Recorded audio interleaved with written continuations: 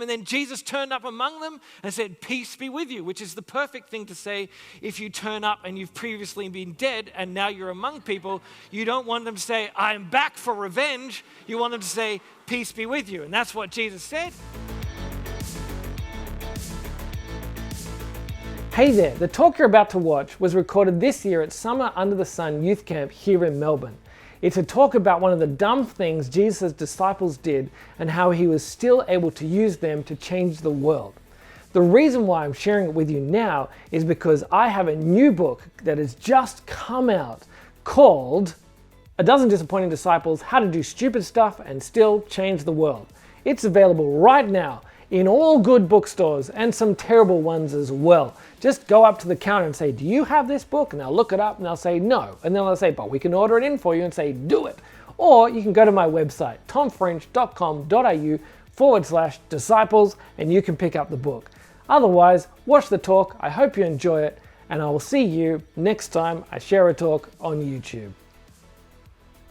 Recently, we had New Year's Eve, which probably you all experienced because you're all here and you're more than like 16 days old, so you've had a New Year's Eve. And my problem with New Year's Eve is that there's always too much expectation on New Year's Eve. Like, you always want to have the best night, and then there's so much pressure put on it that it's very rare that you have a really good night. It's almost always a letdown. When I was younger, growing up in Sydney, I would just have one place in Sydney near the harbour where I would go with my friends every year. We would sit there, we'd watch the fireworks on the harbour bridge, and it was great. But eventually there were just too many crowds. I got sick of that. And so the next year, my friend said, oh, we've got a house near the beach. Do you want to come along? And I was like, that sounds really good. So I went to the house near the beach. We sat around, we chatted, we played board games, we ate good food, we watched the fireworks on TV. We went to bed, and then we woke up late the next morning, had a great breakfast, and got to swim. And I was like, that was a really good New Year's Eve, maybe the best New Year's Eve I've ever had. So the next year, I said, all right, I'm not going to put too much pressure on this night. I'm just going to have the most relaxing night I can.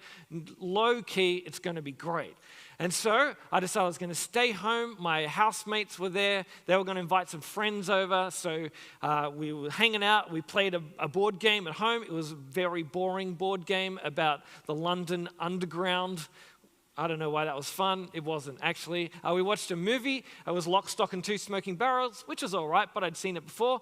And then at 10 o'clock, the friends went home. One of my housemates, she went to bed. Her husband stayed up at 10, and this was 10 o'clock, and then we spent the next 2 hours just sitting around doing nothing. Then I watched the fireworks on TV. My friend went and did the washing up, and I played games on my phone. I was like, this was the worst New Year's Eve. I was hoping for something relaxing and fun, and it was unpleasant and relaxing, but dull. And then I got a phone call, and it was from my sister. And my sister had invited me to go to the city with her and to go and watch the fireworks next to the harbour. And I hadn't wanted to do that, too much pressure. She was there, my family was there, a bunch of my friends were there, but I was just staying home to have a relaxing night, which turned out to be a dull night. And then she rings me, and I say, hello, and she says, Tom, and I say, what? And she says, I'm engaged. I'm like, oh, and she was like, yes. What happened was her boyfriend, who had just become a fiance, like during the fireworks next to the water, had got down on one knee and pulled out a ring, which was my grandmother's ring. I didn't know he'd taken it from her, but he had, and then gave it to her, and then they dropped it, and it fell on the ground. They lost it, and they found it again, and they came back and found my family and friends like, we're engaged, and they're like, yeah, and they were hugging and laughing and then popping champagne. They had a great time, and where was I? I was sitting on my couch playing phone games.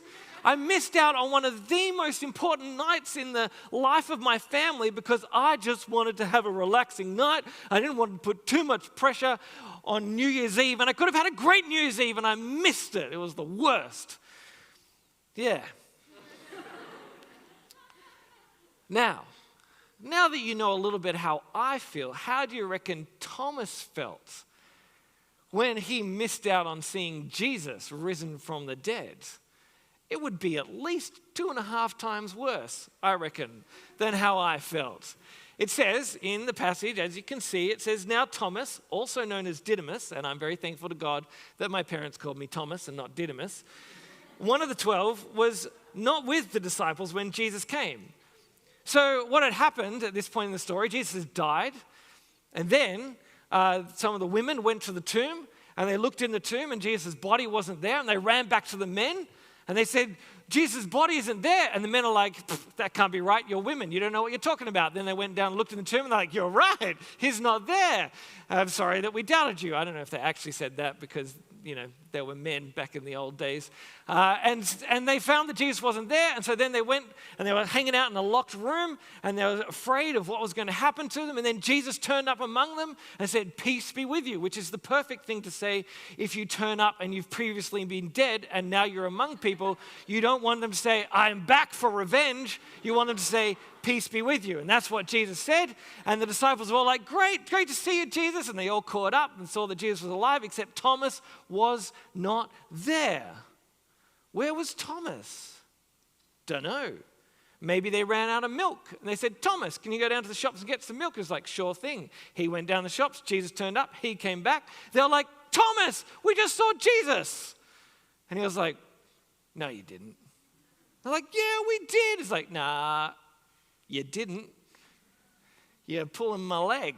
And they're like, no, we saw Jesus. And so Thomas, he says to them, he says, unless I see the nail marks in his hands and put my finger where the nails were and put my hand in his side, I will not believe. Now, we're talking about the dumb things the disciples did. And Thomas regularly gets called Doubting Thomas. But poor old Thomas, he's not really doubting Thomas. Like, he didn't spend his whole life doubting. Like, if someone said to Thomas, oh, Thomas, we're going to have a good day tomorrow, he's not known for saying, oh, I doubt it. He doubted once. He doubted one time. He should be known as Thomas who once doubted. And what did he doubt? He doubted that Jesus had come back to life, which, if you ask me, is a perfectly reasonable thing to doubt. Like, there are some things that are not worth doubting. Like, you shouldn't doubt whether the earth is round, and you shouldn't doubt whether vaccines don't cause autism. Yeah, they don't. That's what I'm trying to say. Don't, okay? Those are things you shouldn't doubt. You should just be like, yeah, right. But if someone says to you, this dead person has come back to life, you should be like, that doesn't sound right to me. Even if 11 other people tell you it, you'll be like, I don't know. Like, it's perfectly reasonable to doubt that. Thomas is not doing a dumb thing. Now, I know that Jesus said he was coming back to life, and maybe Thomas should have picked up on that. But none of the other disciples thought about that, so Thomas is just as much of a doubter as the rest of them. He just happened to be out at the shops picking up some milk or grabbing a kebab, or I don't know what he was doing. He just wasn't there, and he missed out on it. And then it tells us that a whole week goes by where he is not believing that Jesus has risen from the dead, and all his mates, they believe that Jesus has risen from the dead. Poor Thomas, like, that must have been like the most lonely week of his life. Because everyone else is like, yeah, Jesus is alive. And he's like, I doubt it. I don't believe you. Because he's a rational guy. Poor old Thomas. But then it tells us that a week later, Jesus' disciples were in the house again, and Thomas was with them this time. He stocked up on milk. It says, though the doors were locked, Jesus came and stood among them and said, peace be with you. And all the Anglicans said, and also with you. And then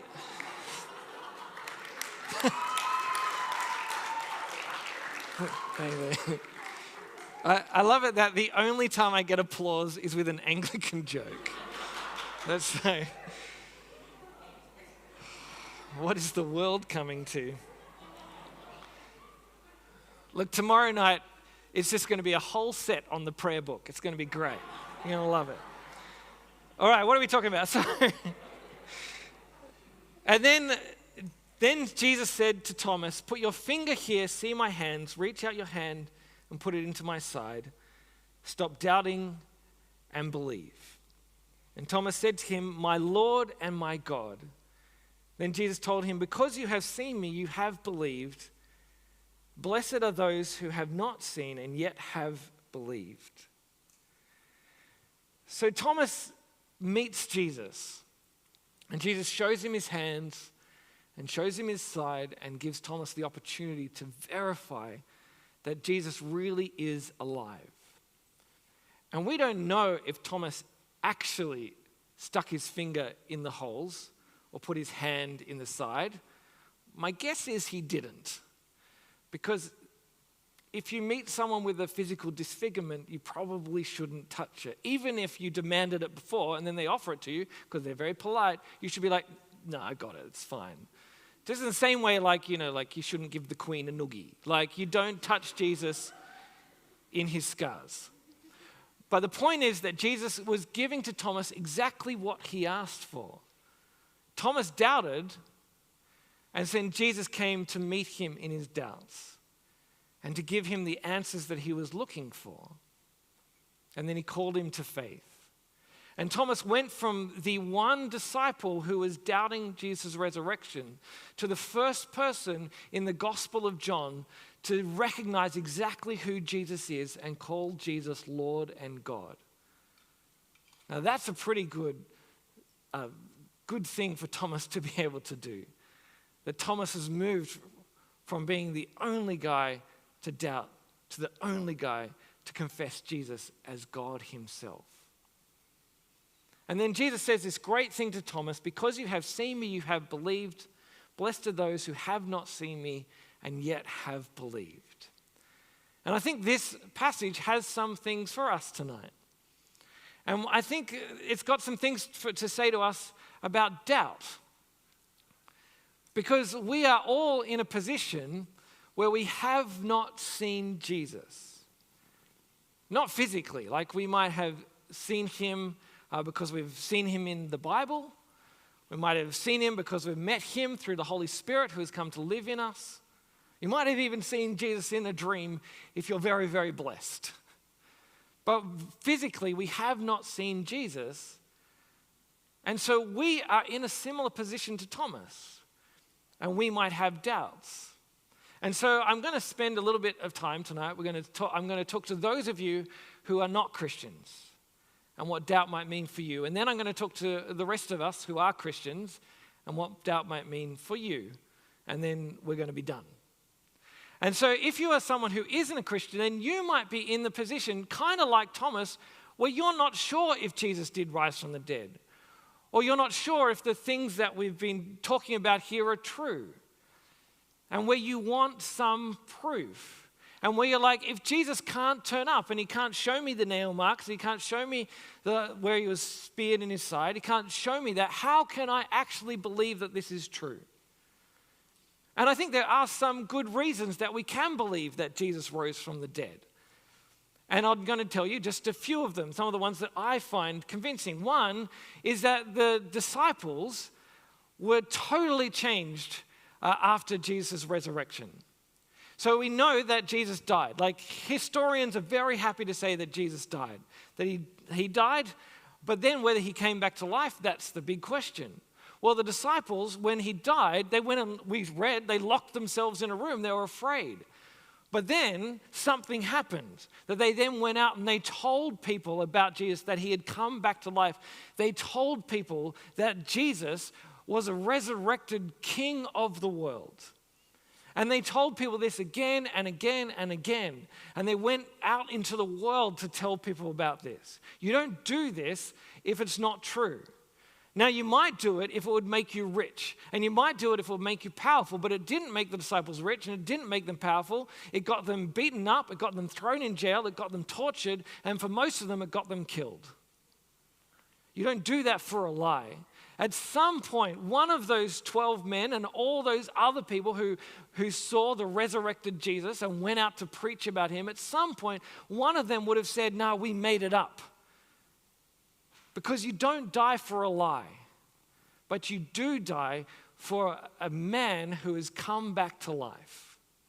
The other thing is that when Jesus had risen from the dead and the disciples went out and were telling everyone that Jesus had risen from the dead, when they were doing that, the authorities could have said, this is not true. They were feeling threatened by this new movement. They could have said, oh, we'll come and we'll show you Jesus' body.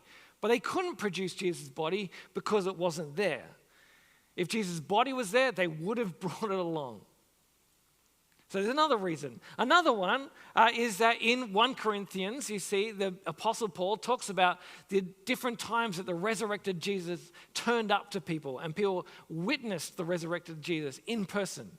He turned up to the apostles. He turned up to his brothers. He turned up to Paul, and he turned up to, Paul says, 500 people at once. And of those 500 people who turned up, when he wrote the book of 1 Corinthians, most of them were still alive. So he's saying you can go and check with them. You can go and ask if this is true. Because you can't get 500 people to lie about this thing. It's like if tonight I decided to do a very special trick for you, because I'm like, it's Friday night, it's time for a performance. So I pulled out a knife and then I chopped off my arm. And then I'm like bleeding everywhere and you're like, this is the worst preach ever. But then, like, I grow my arm back. You'd be like, whoa, that's amazing. But imagine, say, that you didn't come to SUTS tonight and everyone else saw that happen. And then you saw someone, afterwards and they're like, you're like, how was SUTS? And they're like, it was weird because the preacher had chopped off his arm and then it grew back again. You'd be like, that didn't happen. But then you go and you see Lars down at the shops and Lars is like, how are you going? We missed you at SUTS. And you're like, how was it? He's like, oh, well, there's a lot of blood on the carpet. But I'll tell you what, the preacher chopped his arm off and then it grew back again. You'd be like, I don't know if that's true, but 2 people have told me now. But then say you talk to every single person in this room and all of them. And then you talk to the people on YouTube. Hello, YouTube people. And they were like, yeah, we saw it too. And everyone says, we saw this guy chop his arm off, it grew back again. You'd be like, maybe there's something in this. Because you can't hide it from all those witnesses. And then the last thing is that when you look at the growth of the Christian church, that it just exploded after Jesus' resurrection. That thousands and thousands of people became Christians within the lifetime of people who could go and check. And so many people became Christians that eventually, within about 300 years of Jesus' resurrection, it had even taken over the Roman Empire. That doesn't happen if something extraordinary like a man coming back to life didn't happen. Now, you might be hearing all this as someone who hasn't committed yourself to Jesus, and you'd be like, yeah, okay, I hear all that. But I still have doubts. I'm still not sure about everything in the Bible. Or I'm still not sure, if I like all the things that I read that God does in the Bible. Or you might be like, oh, I don't know about this prayer thing, or I don't know. You might have lots of different questions. And that's okay. Because what we see in the life of following Jesus is that you don't have to have all your questions answered. When Jesus turned up to Thomas, he didn't sit down with him and say, all right, tell me every question you've got, I'm going to answer them. And then when you've got all your questions answered, then you can become a Christian. No, he showed him his resurrected self. He showed him that he was alive. And then he called him to stop doubting and to believe. And you might be feeling right now that you have to respond to Jesus. That maybe you don't have all your questions answered. But in here, you are feeling cold. Because if there is a man and he died and he rose again, then he is not just any man, but he is God himself. And his death is not just any old death, but it is a death that works for you and for me so that we can be forgiven for the sins that we have done, the way that we have rebelled against God. His death is effective in winning us forgiveness. His death is effective in winning us a place in God's family so that we can be his children. His death is effective in bringing us new life. And his resurrection is one that we will join in at the end of time. You do not have to have all your questions answered to give your life to Jesus. All you need to know is that you have met the resurrected Jesus in your heart and he has called you to give your life to him. And if you are feeling that, if you're feeling convicted by God that you need to deal with your sin and you need to give your life to this Lord and God, then tonight is the night to give your life to Him.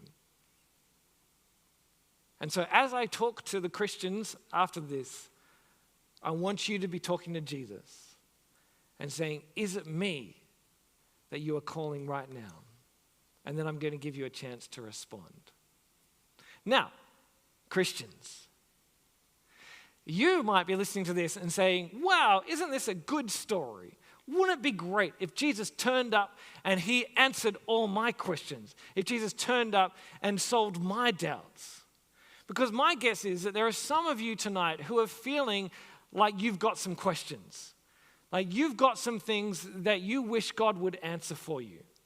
And if you don't have questions yet as a Christian, they are coming. I can promise you that. And questions can be scary. They can be scary because you might have questions and everyone else around you seems to be going really well. Like Thomas with the disciples, everyone else seemed to, have seen the risen Jesus, but you are at this point where you're like, I've got questions and I don't know what to do with them. If you are feeling those questions or they're on their way, then what do you do with them? Well, I would say, ask them. Because if you bottle up your questions, if you pretend that they're not there, if you pretend that you are not doubting and everything is fine, then it's just going to go bad for you. And we can feel like we shouldn't doubt. We can feel like we shouldn't have questions because if we have questions, then what is everyone going to think of us? What are our parents going to think of us if we tell them that we're not sure if God is real? What's our youth pastor going to say if we tell them that we're not sure that everything in the Bible is good? What's going to happen to us if our friends find out that we've been sinning and we're not sure if God loves us? And we bottle up inside because we're afraid of what's going to happen to us. But if you do that, it's just going to eat you up. Some of you who have eaten with me this week know that I am a celiac, which means that I have a terrible, terrible, life-threatening disease, which means that I can't eat gluten. I was going to list things off, but it's just gluten. But in gluten, I can't eat wheat, barley, oats, and rye, which means that I can't eat donuts, and I can't have yummy burgers, and I can't eat Milo, and I can't have bread, and I can't have some vitamin C tablets. There's a lot of things that I can't eat. And for a lot of my life, there are a lot of people around me in my family who had celiac disease. My dad's got celiac disease. I got a bunch of aunties with celiac disease. I got a bunch of cousins with celiac disease. Even my adopted little sister has celiac disease. I don't know how that happened, but it happened.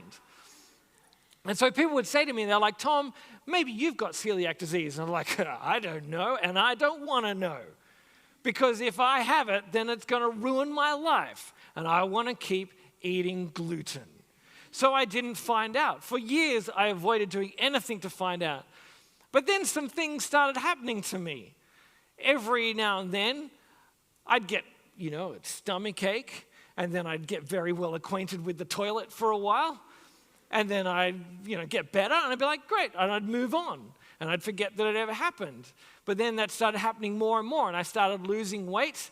Instead of it happening like every few months, it started happening every month, and instead of it happening every month, it started happening every 2 weeks, and then it was happening every week, and my now wife, who was my then girlfriend, was like, Tom, maybe you should get a test from the doctor. And I was like, maybe you should be quiet.